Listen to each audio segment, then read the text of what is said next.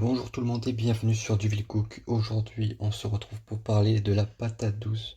Donc cette vidéo se fera en 3 parties. La première partie, on parlera des avantages de la patate douce. Dans la seconde partie, on parlera des limites de celle-ci. Et enfin je vous donnerai une recette simple, rapide à faire pour cuisiner la patate douce.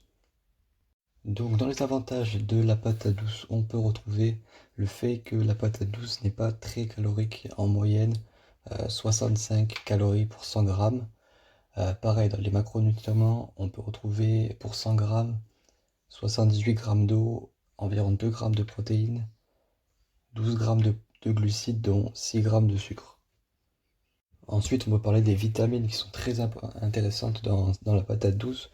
On retrouve notamment la vitamine A qui est indispensable pour la vision, qui sert pour la croissance et également pour le système immunitaire. La vitamine C qui est très connue, qui renforce le système immunitaire. La vitamine B6 qui est nécessaire au bon fonctionnement cellulaire. Et la vitamine B9 qui aide pour tout ce qui est système nerveux ou système immunitaire, qui aide également à soigner des blessures ou des plaies. Un autre avantage de la patate douce, c'est qu'elle possède de nombreux antioxydants.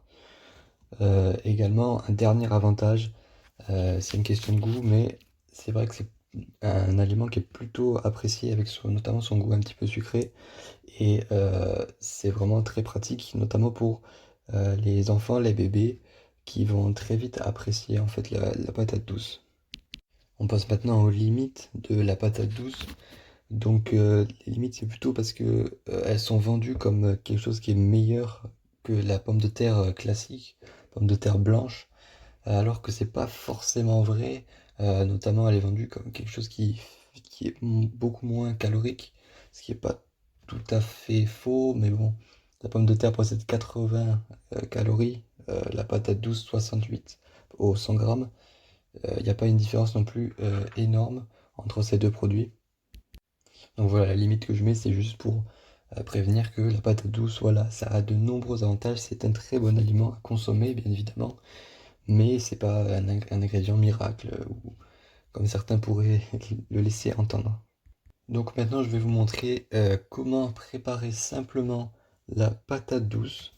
Donc on va faire des frites de patate douce.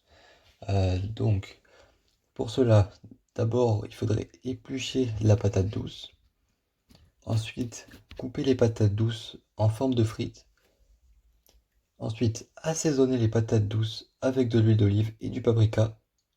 Et pour finir, faire cuire le tout 180 degrés pendant 45 minutes. Donc comme vous avez pu remarquer, la préparation est extrêmement rapide. Voilà, en 5-10 minutes, ça peut être fait. C'est une recette très bonne et pour la santé également aussi. Voilà, merci beaucoup d'avoir regardé cette vidéo un petit peu différente des deux premières. Si vous avez des questions, n'hésitez pas à me les poser en commentaire sur la patate douce ou sur autre chose. Ou si vous avez des suggestions, n'hésitez surtout pas à me les faire part en commentaire. En tout cas, je vous dis au revoir et à bientôt.